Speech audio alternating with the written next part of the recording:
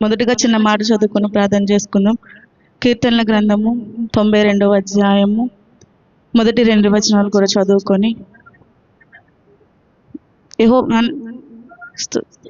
యెహోవాను స్తుతించడం మంచిది, మహోన్నతుడా నీ నామమును కీర్తించటం మంచిది.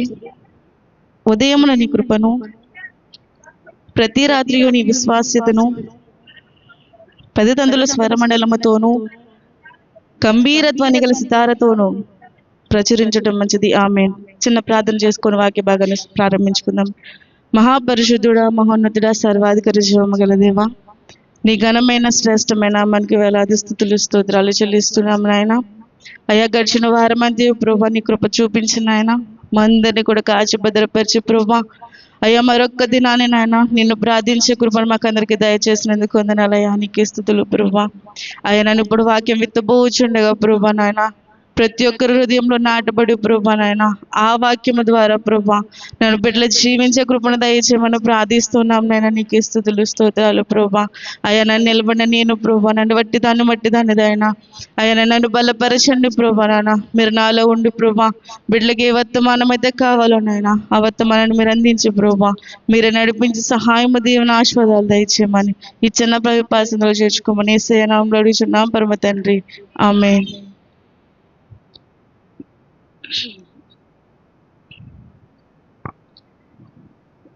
మోషే రాసిన కీర్తనలో మహోన్నతుడా నీ నామమును కీర్తించటం మంచిది, ఉదయములను ప్రతి రాత్రి నీ విశ్వాస్యతను 10 తంతుల స్వరమండలముతోనూ గంభీర ధ్వని గల సితారతోనూ ప్రచురించటం మంచిది. మోషే గారి యాత్ర కీర్తన రాస్తూ కూడా ఆయన యెహోవాను గూర్చి ప్రభువా నేను కీర్తించడం మంచిది, నిన్ను స్తుతించటం మంచిది, నేను ప్రార్థించడం మంచిది అని చెప్పి మోషే గారి యాత్ర కీర్తనలో రాయడం జరిగిందండి. ఈ వాక్యం ద్వారా మనం ప్రతి దినము కూడా మన దినం ఇలా జీవిస్తూ ఇలా ఆరాధిస్తూ ఇలా బ్రతుకుతూ ఇలా నడుస్తూ ఉన్నామంటే కేవలం దేవుని కృప. ఆయన కృప లేనిదే మనం జీవించలేము, మనం నడవలేము. మనం ఇలా కూర్చున్నాము, ఇలా మందిరంలో వచ్చి కూర్చున్నామంటే కేవలం ఆయన కృపని. ప్రతి రాత్రియు ప్రతి ఉదయమున కూడా ఆయన కృపను ఆయన విశ్వాసతను మనం కలిగి జీవిస్తున్నాము కాబట్టి ఇలా మందిరంలో కూర్చోడానికి మనకు ఒక చిన్న అవకాశము ఆయన అనుగ్రహించున్నాడు. ఈ అవకాశాన్ని మనం ఏ విధంగా ప్రారంభించాలండి? ఉదయమున లేచిన వెంటనే మన పడకల మీద నుంచి దిగకుండా కానీ ప్రభువా ఈ రాత్రి అంతే కాపాడవు, ఈ ఉదయ కాలమున మరలా నిన్ను స్తుతించి నిన్ను ఘనపరిచే కృపను మాకును మా కుటుంబాలకు దయచేయమని మనం ఏం చేయాలండి? దేవునికి ప్రార్థన చేయాలి. ఆ ప్రార్థన ఎలా చేయాలి? ప్రభువా మా జీవితాల్లో మా కుటుంబాల్లో నువ్వు చేసిన కార్యాలకి మేమేమిచ్చి కూడా నీకు రుణం తెచ్చిన వారమే ఉన్నాము గనక ఈ రాత్రి అంతయు కాచి భద్రపరిచావు, మరలా నూతన దినాన్ని మాకు ఇచ్చావు గనక ఈ నూతన దినమంతయు కూడా నీ కృప నీ విశ్వాస్యత మమ్మల్ని ఆవరించినట్లు మాకు తోడుండమని చెప్పి మనమందరం కూడా ఏం చేయాలండి? ఉదయకాలమున ప్రార్థన చేయాలి. ఆ ప్రార్థన ఏంటంటే మనం ప్రార్థన ఎలా చేయాలి? ప్రార్థనలు ఏ విధంగా మనల్ని దేవుని అడగాలి? అసలు ప్రార్థన అంటే ఏంటి? ప్రార్థన అంటే మొదటిగా మనం దేవునితో సంభాషణ చేయడం. ఆ సంభాషణ ఏంటి? ప్రభువా నా జీవితంలో ఎలా ఉంది, నాకు ఈ బలహీనత ఉంది, నాకు బలహీనత తీరిపోవాలి. ఎలా తీరుతుంది? మన విశ్వాసం కలిగి ప్రార్థించామంటే ఆ ప్రార్థనకి ప్రతిఫలం ఖచ్చితంగా దొరుకుతుంది. ఆ ప్రార్థన ద్వారా మన కుటుంబాలు కూడా మార్చబడతాయి. ఇలా మార్చబడాలి అంటే మొట్టమొదటిగా మన దేవునితో సన్నిహిత సంబంధం కలిగి ఉండాలండి. ఇప్పుడు ఈ లోకంలో అనేక మంది ఉన్నారు. సపోజ్ మన బంధువులు ఉండొచ్చు, మన బంధువులతో మనం మాట్లాడితే బంధుత్వం కలిగి ఉంటాం. అదే చిన్న గొడవ వచ్చి దూరంగా వెళ్ళామంటే ఆ బంధం ఏమవుద్దండి? విడిపోద్ది. కానీ దేవునితో మనం చేసే బంధం ఎలా ఉండాలంటే మనం ప్రార్థిస్తాం, ప్రభువా నాకు ఇది కావాలి అంటే ఆయన ఏం చేస్తాడు? మనకి ప్రతిదీ సమకూరుస్తూనే ఉంటాడు. అయినా కానీ మనం ఏం చేస్తాం? ఆయన చేసిన కార్యాలు రుచి చూస్తాం, ఆయన చేసిన ఆశ్చర్యకార్యాలు అన్నిటిని ప్రజలకు చెప్పుతాము. కానీ మనం ఏం చేస్తాం? రోజు రోజుకి కూడా అణగారిపోతూ ఉంటాం. అలా అణగారే జీవితాలు మన జీవితాల్లో ఉండకూడదు. ప్రతి దినము కూడా దేవునితో మన సన్నిహితం కలిగి ఉండాలంటే మన ముందు మన విశ్వాసము నిలకడగా ఉండాలి, మన భక్తి నిలకడగా ఉండాలి. మన ఆశ నిలకడగా ఉండాలి. ప్రభువా, నేను నీ రాజ్యంలోకి చేరాలి. ఎలా చేరతామండి రాజ్యంలోకి? మన విశ్వాసం స్థిరంగా ఉందా? మన భక్తి స్థిరంగా ఉందా? మన నడవడికలు స్థిరంగా ఉన్నాయా? మనం ఒక్కటే గుర్తుపెట్టుకోవాలి, ఆయన రాజ్యానికి మనం చేరాలంటే మనకు ఉండాల్సింది ఒక్కటి ప్రార్థన. ఆ ప్రార్థన ద్వారా మనం అన్ని కార్యాలను జయించగలం. జయించగల శక్తి మన ప్రార్థనలోను, మన విశ్వాసంలోనే ఉంది. ఆ విశ్వాసాన్ని మనం ఎలా పెంపొందించుకోవాలి? ఆయన ద్వారా, ఆయనతో దగ్గర బంధం కలిగి. ఇప్పుడు భార్యాభర్తలు ఉన్నారు, వారి ఎంత దగ్గరగా ఉంటే అంత మంచి. లేదా ఒకరు అటు ఉండి ఒకరు ఇటు ఉంటే మధ్యలో ఏమవుద్దండి? గొడవ స్టార్ట్ అవుతుంది. కానీ దేవునితో మనం అలా ఉండకూడదు. ప్రభా, నీ పని ఇది, నా పని అది. అలా కాదు మన జీవితం. ఆయనతో కలిసి ఆయనలో జీవిస్తేనే మన సంబంధం అనేది దేవునికి మనకి మధ్యలో ఎవరున్నారు? మధ్యవర్తి పాస్టర్ గారు ఉంటారు. ఆ పాస్టర్ గారు ద్వారా మీరు అన్ని విషయాలు పాస్టర్ గారు చెప్తారు. పాస్టర్ గారు వెళ్ళి ఏం చేస్తారు? దేవునికి ప్రార్థిస్తారు. అదే సంబంధం మనం కలిగి ఉంటే మనం పాస్టర్ గారిని కూడా అడగక్కర్లే, ఆయన అడగక్కర్లే. పాస్టర్ గారు, మాకు ఈ బాధ ఉంది. అదే నువ్వు విశ్వాసం కలిగి ప్రార్థించు. ఆ విశ్వాసం ద్వారా మన బాధలన్నీ తీర్చగల సమర్థుడు దేవుడు ఒక్కడే. హల్లెలూయా. మన ప్రార్థన ద్వారా మన విశ్వాసము, మన జీవితాలు, మన కుటుంబాలన్నీ బలపడాలండి. అలా బలపడ లేరనుకోండి, మన విశ్వాసం ఏమొద్ది? నానాటికి కూడా అనగారిపోతూనే ఉంటుంది. మన విశ్వాసం పెంపొందించుకోవాలంటే ప్రార్థన ఉండాలి. మన ప్రార్థన ఇంకెలా చేయాలి? ప్రార్థన దేవునితో మొదటిగా ఏం చెప్పాను నేను? సంబంధం కలిగి, ఆయనతో సంబంధం కలిగి మనం ప్రార్థించాలి. రెండవదిగా ఆయనపై ఆధారపడాలి. ఎలా ఆధారపడాలండి? ఇప్పుడు పరుల మీద మనం ఆధారపడతాం. నాకు పలానాది కావాలి, నువ్వు కొనిస్తావా అని ఆధారపడతాం ఒకరి మీద. అలా ఆధారపడకుండా మనం దేవుని మీద ఆధారపడితే ప్రతి ఒక్క అవసరతలు ఆయన తీర్చగల సమర్థుడు. హల్లెలూయా. ఆయనకి ఏమి ఇచ్చినా కూడా మనం రుణం తీర్చలేమండి. మన జీవితకాలం అర్పించినా కూడా ఆయనకు రుణం తీర్చలేం. ఎందుకంటారు? ఆయన చేసిన కార్యాలు అలాంటివి, గొప్పవి, మన ఊహల కందవ కార్యాలు. ప్రభువా, నాకు ఈ కార్యం కావాలి. మన కుటుంబంలో ఏమన్నా సమస్యలు ఉన్నాయా? తీరట్లేదా? ఆలస్యం అవుతుంది. ఎందుకు ఆలస్యం అవుతుంది? మన ప్రార్థన నిక్కముగా లేదు కాబట్టి. మన ప్రార్థన ఎప్పుడైతే నిక్కముగా విశ్వాసం కలిగి ప్రార్థిస్తామో ఆ ప్రార్థన పరముకు చేరి మన కుటుంబంలో ఉన్న సమస్యలు కావచ్చు, మన బిడ్డల విషయంలో కావచ్చు, ఉద్యోగ విషయంలో కావచ్చు, ప్రతి ఒక్క విషయంలో దేవునికి మనకు ఉన్న అడ్డుపొర ఒక్క ప్రార్థన వల్ల జయించగలమండి. ఆ ఒక్క ప్రార్థన మన కుటుంబాల్లో, మన జీవితాల్లో కలిగి ఉంటే మనమేమి కూడా సోలిపోము. ప్రార్థన లేదనుకోండి, మన జీవితాల్లో ప్రతి విషయంలోనూ చిన్న సమస్య వస్తే వెంటనే సోలిపోతాం. మా బిడ్డకు ఉద్యోగం రాలేదండి అని చెప్పి వెంటనే సోలిపోతాం.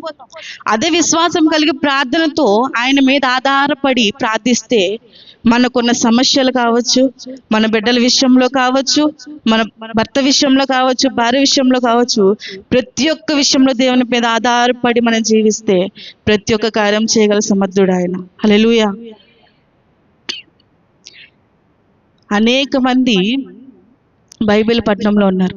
అనేక మంది ప్రార్థన ద్వారా విజయం సాధించిన వారు ఉన్నారు. మోషే ఇశ్రాయేలు జనాంగాన్ని తీసుకెళ్ళినప్పుడు వారెంత విసిగించినా, చిరాకు పెట్టినా, కానీ ఒక్కటే ప్రార్థించాడు ఆయన. తండ్రి, ఏంటి ఇది? నేను వాళ్ళని ఏమన్నా కన్నానా? వాళ్ళని నేను ఇసిగిస్తున్నారు, ఇంత ఇలా చేస్తున్నారు, ఆయన నువ్వు మాట్లాడవేంటి? ఒక్కటే ప్రశ్న వేశాడు దేవుడికి మోషే. ఆ విషయం ద్వారా దేవుడు ఏం చేశాడు తెలుసా అండి? నువ్వు కనలేదు, కానీ నువ్వు నా మాటను అనుసరిస్తున్నావు కాబట్టి నువ్వు బిడ్డలను తీసుకెళ్ళి కనాను దేశంలో వారిని నివసింప చేయాలన్నప్పటికీ కొంతమంది కనాను దేశం చేరలేదు. ఇద్దరు చేరారండి, కాలేబు, యెహోషువ. మోషే ఇశ్రాయేలు జనాంగాన్ని తీసుకెళ్ళినా కానీ మోషే కనాను దేశం చేరాడండి? చేరలేదు. ఎందుకు చేరలేదు? ఒక్క మాట మేరడం వల్ల కనాను దేశం చేరలేకపోయాడు. మనము కూడా ఆయన మాట విని ఆయన విశ్వాసం కలిగి ఆయన యందు నిరీక్షణ కలిగి జీవిస్తే మనము కూడా పరలోక రాజ్యంలో చేరగలుగుతామండి. అట్టి విశ్వాసం మనకు ఉండాలి. ప్రభువా, నీలో మేము చేరాలి, నీ రాజ్యంలో మేము ఉండాలి అని చెప్పి మనకు విశ్వాసం కలిగి జీవిస్తే ఆ విశ్వాసం ద్వారా మనం పరలోక రాజ్యానికి చేరడానికి అవకాశం ఉంటుంది. ఇహలోక సంబంధంగా అనేకమైన పనులు ఉంటాయి, మనకి అనేకమైన అవసరాలు ఉంటాయి. అయినా కానీ అవసరాలు తీరాలంటే మనం ఏం చేయాలంటే మొదటగా దేవునికి ప్రార్థించాలి. ప్రార్థన లేకుండా మన ఇల్లు బాగోదండి. ప్రార్థన లేని ఇల్లు బాగోదు. ప్రతి విషయంలోనూ మన కృతజ్ఞత చెల్లించాలి. అలా చెల్లించాలంటే మొదటగా మన గృహంలో ప్రార్థన ఉండాలి. ఆ ప్రార్థన ఉండాలంటే ఆ ప్రార్థన ద్వారా మన కుటుంబాలు, మన భర్త రక్షించబడతాడు, మన బిడ్డలు రక్షించబడతారు, మన ఇంట్లో ఉన్న స్థితిగతులు మారుతాయి ఒక్క ప్రార్థన వల్ల. ఆ ఒక్క ప్రార్థన విశ్వాసం కలిగి ప్రార్థిస్తే అనేక కార్యాలు మన జీవితంలో చూడొచ్చు. మరి అన్నాడు యోబు కూడా తన కుమారుల నిమిత్తం అరుణోదయమున లేచి ఒక్కొక్కరి కొరకు ప్రార్థించాడండి. దహన బలులు అర్పించాడు. ఎందుకు అర్పించాలి? ఈ దినాన నా బిడ్డలు ఏమన్నా దేవుని దూషించారేమో, నా బిడ్డల చూపు ద్వారా కానీ నడక ద్వారా కానీ ఏమైనా తొలగిపోయారేమో అని యోబు కూడా అరుణోదయమున లేచి ఏం చేశాడండి? దహన బలులు అర్పించి ప్రార్థించాడు. కానీ ప్రార్థించినప్పుడు కూడా దేవుడు ఆ ప్రార్థన ఏం చేశాడండి? అంగీకరించి ఆలకించాడు. తన కుమారుల తన ఆస్తంతయు పోయినా కూడా, తన కుమారులు పోయినా, కుమార్తెలు పోయినా, తన సంపదంతా పోయినా కూడా దేవుడు యోబు ఒక్కటే మాట అన్నాడు, యెహోవా ఇచ్చెను, యెహోవాయే తీసుకుని, యెహోవా నామమునకు స్తుతి కలుగును గాక. హల్లెలూయా. అట్టి విశ్వాసం యోబుకు కలిగి ఉన్న విశ్వాసము మనము కలిగొంటే మన జీవితాలు ఎన్ని కోల్పోయినా, ఎన్ని బలహీనతలు వచ్చినా, ఎన్ని ఇరుకులు ఇబ్బందులు కలిగినా కూడా అట్టి విశ్వాసం మనం కలిగి ఉంటే ఆయన ఇంకా మనల్ని అధికంగా హెచ్చించగలవాడు. హల్లెలూయా. మనం ఆయనకి ఏమి ఇవ్వక్కర్లేదండి. నీ ఆస్తి ఇవ్వక్కర్లేదు, నీ బిడ్డల్ని ఇవ్వక్కర్లేదు, మనం ఏమి ఇవ్వక్కర్లే. నీ పూర్ణ హృదయముతో యెహోవాకు ప్రార్థిస్తే చాలు. ఏంటండి? పూర్ణ హృదయముతో యెహోవాను ప్రార్థిస్తే చాలు. ఆ ఒక్క ప్రార్థన నిక్కముగా ఆయన మీద ఆధారపడి ఆయనతో సంబంధం కలిగి ప్రార్థిస్తే ప్రతి ఒక్క ఈవులు మనకు దయచేవాడు ఆయనే. హల్లెలూయా. అలా ప్రార్థించడం ద్వారా అనేక మంది స్త్రీలు, ఎస్తేరు ప్రార్థన చేసింది. దేనికి చేసింది ప్రార్థన? తన సంఘం, తన బంధువులు, జనాంగం అంతా కూడా కాపాడుకోవడం కోసం ఎస్తేరు ప్రార్థించింది. రూతు ప్రార్థించింది తన అత్త కోసం.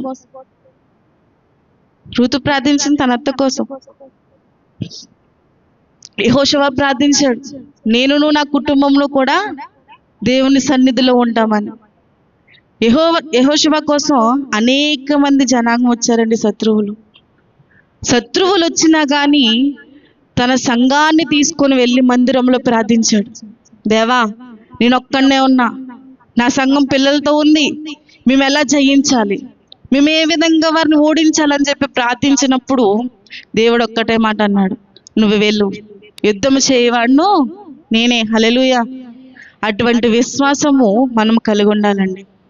మన జీవితాలు మనం విశ్వాసం కలిగి ఉంటే మన కుటుంబాలు హెచ్చించబడతాయి, మన కుటుంబాలు ఆశీర్వదించబడతాయి.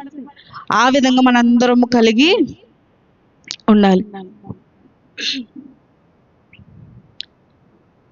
మీకా సువార్త, మీకా గ్రంథము 7వ అధ్యాయం 7వ వచనం చదువుకుందామండి.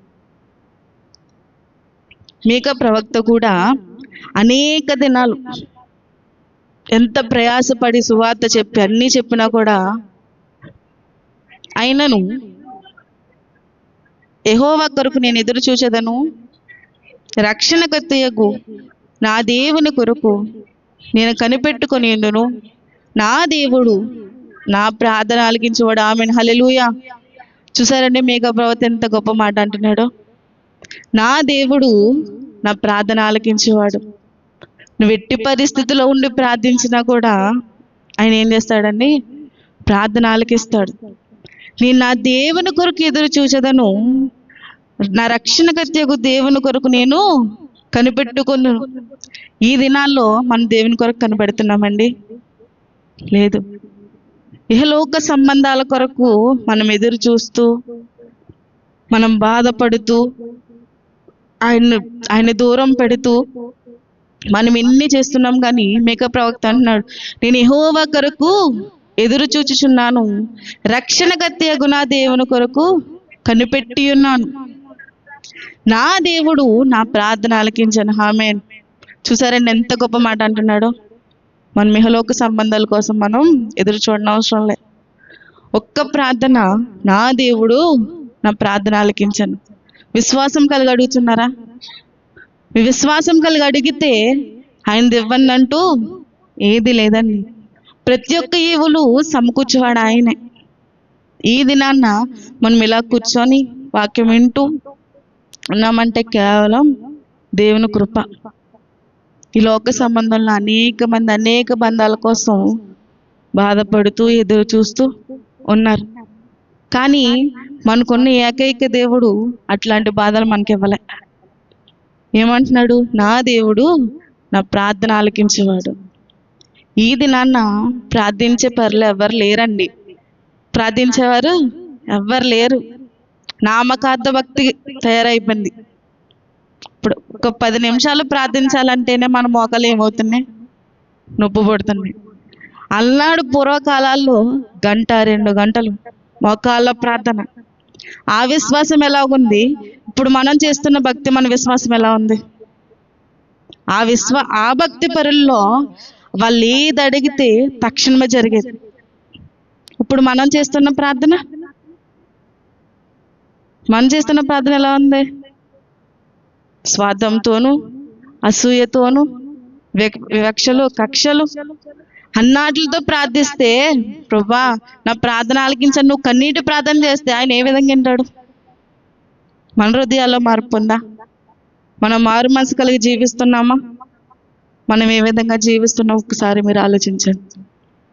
మనం చేసే భక్తి నిక్కముగా ఉంటే ఆయన ప్రార్థన ఆలకిస్తాడు. అదే మన మనసులో ఇంత కక్ష పెట్టుకొని, అయ్యో వాళ్ళు నాతో మాట్లాడరు, నేను మాట్లాడను, వాళ్ళు నాతో ఉండరు, వాళ్ళు నాతో తిరగరు, నేను వాళ్ళతో తిరగను, మాట్లాడను, ఈ భక్తి మనకు ఉండకూడదండి. సేవకులుగా, సంఘంగా కూడి ఉన్న మీరు అందరూ కూడా మనం ఒక్కటే ఆలోచించాలి. ఈ దినాన్ని ఇలా ఉన్నామంటే కేవలం ఆయన కృప.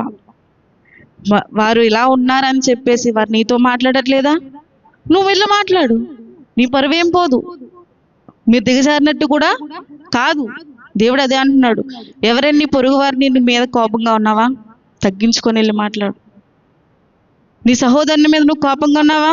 ఫస్ట్ నీ అప్పనక్కడ పెట్టి ఫస్ట్ నీ సహోదరునితో సమాధాన పడాలి. అదే సమాధానం మనం పడ్డామంటే మనం చేస్తున్న భక్తి ఆశీర్వదించబడుతుందండి. మనం చేసే భక్తి నిక్కముగా ఉంటుంది. ప్రతి ఒక్క ప్రార్థన పరమునకు చేరబడుతుంది. అదే నువ్వు నిక్కముగా లేకుండా కక్షలతోనూ, విభేదాలతోనూ, దుర్మార్గతతోనూ ఉండి నువ్వు ప్రార్థిస్తే ప్రయోజనం ఏమీ లేదు.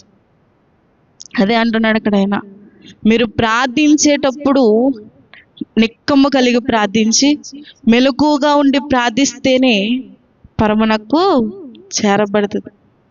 దేవునికి మనకి కూడా మనం చేసిన పాపాల వల్ల ఒక పొర ఏర్పడిందండి. ఆ పొర పోవాలంటే మన భక్తి ఎలా ఉండాలి? నిక్కముగా ఉండాలి. మన ప్రార్థన ఎలా ఉండాలి? పూర్ణమైన మనసుతో ప్రార్థించే బిడ్డలుగా మనం ఉండాలి. అటువంటి ప్రార్థన మనందరి జీవితాల్లో ఉండాలని మనం అందరం కూడా కోరుకుందాం. ఇంకొక మాట చదువుకొని నేను ముగిస్తానండి. లూకా రాసిన పత్రిక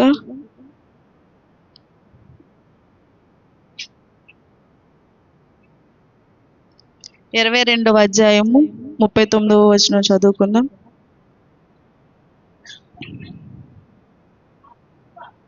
వారు, ప్రభువా ఇదిగో ఇక్కడ 2 కత్తులున్నవనగా చాలునని లూకాసు వార్త 22:30. తరువాత ఆయన బయలుదేరి తన వాడుక చొప్పున ఒలివల కొండకు వెళ్ళగా శిష్యులను ఆయన వెంట వెళ్ళిరి. ఆ చోటు చేరి ఆయన వారితో, మీరు శోధనలో ప్రవేశింపకుండానట్లు ప్రార్థన చేయడని చెప్పి. హల్లెలూయా. చూసారండి శిష్యులతో ఏమంటున్నాడు ఆయన? శోధనలో ప్రవేశింపకుండానట్లు ప్రార్థన చేయాలి. ప్రతి ఒక్క సమస్యకు కూడా ప్రార్థన ఒక ఆయుధం అండి.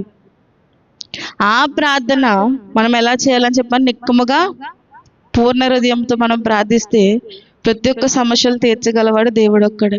ఆయన శిష్యులతో అదే అంటున్నాడు, మీరు శోధనలో ప్రవేశింపకుండానట్లు ప్రార్థించండి. కానీ శిష్యులు ఏం చేశారండి? ప్రార్థించారా? శిష్యులు ప్రార్థించలేదు. మత్తులైపోయి పడుకుంటే ఆయన ఒకే మాట అంటాడు, చూడండి చెప్తా. మీరెందుకు నిద్రించుచున్నారు? శోధనలో ప్రవేశింపకుండానట్లు లేచి ప్రార్థన చేయడని వారితో చెప్పాను. హల్లెలూయా. చూసారండి, శిష్యులు కూడా మత్తులు కలిగి నిద్రించినప్పుడు ఆయన అంటున్నాడు, మీరు శోధనలో ప్రవేశింపకుండానట్లు ప్రార్థన చేయాలి కదా. 1 గంటను మీరు ప్రార్థనలో గడపలేరా? ఆయన అడుగుతున్నాడు. ఈ సమయంలో, ఈ మధ్యకాల సమయంలో దేవుడు మనల్ని ఒకటే అడుగుతున్నాడు, మీరు శోధనలో ప్రవేశింపకుండానట్లు మీరు ప్రార్థించగలుగుతున్నారా? ప్రియ సహోదరి సహోదరులు, ఒక్కసారి మీరు జ్ఞాపకం చేసుకోండి. మన జీవితాల్లో, మన కుటుంబాల్లో శోధనలో ప్రవేశింపకుండానట్లు మెలకువ కలిగి ప్రార్థించాలి. అదే ప్రార్థన నిక్కముగా అడిగితే శోధనలు ఏమవుతాయండి? తొలగిపోతాయి. శోధనలు జయించగల శక్తి దేవుడు మనకి ఇస్తాడు. అట్టి అనుభవం మనకు కావాలంటే మన పూర్ణ హృదయముతో విశ్వాసము కలిగి, మారు మనసు కలిగి మనం ప్రార్థిస్తే ప్రతి ఒక్క సమస్యలను తీర్చి ఆయన ప్రతి ఒక్క ఈవులను, ఆకాశము నుండి మనకు పట్టజాలనంత ఈవులను కూడా ఆయన అనుగ్రహిస్తాడు మనకి. ఈ ఉదయకాల సమయంలో మనమందరము కూడా విశ్వాసము కలిగి, విశ్వాసంలో మెలకువ కలిగి, నిలకడ కలిగి ఆయన మొదటగా ప్రార్థించి ఉదయకాలమునే లేచి వేకువజామునే కూడా 3 గంటల నుండి 5 గంటల లోపు, ఈ 3 గంటల నుంచి 5 గంటల లోపు దేవుడు మనల్ని పరిశీలిస్తూ ఉంటాడు. నిశ్శబ్దమైన రాత్రి ఈ 3-5 గంటల మధ్యలో నువ్వు లేచి ప్రార్థించు. నీ కుటుంబంలో, నీ జీవితంలో కార్యాలు చేయబోతాడు. మనం ప్రార్థించగలిగే విధానం కూడా బాగోవాలండి. మనం ఏం అడుగుతాం? నా కుటుంబం ఎలా ఉంది, నా భర్త మారాలి, నా పిల్లలు మారాలి. ఎలా మారుతారు? ఫస్ట్ నీలో స్థిరమైన విశ్వాసం ఉందా? నీలో నిజమైన భక్తి ఉందా? మన భక్తి, మన విశ్వాసం వల్లే మన కుటుంబం కూడా మారుతుంది. మన కుటుంబం మారాలంటే ఫస్ట్ మనలో ఉన్న క్రియలు మారాలి. ఆ క్రియల వల్ల మనకి, దేవునికి కూడా చాలా ఎడబాటు అనేది వస్తుందండి. అలా ఎడబాటు రాకుండా మనం ఆయనలో విశ్వాసం కలిగి, మెలకు కలిగి జీవించే కృపను, ధన్యతను మన కుటుంబాలందరికీ దయచేయును గాక. ఆమేన్.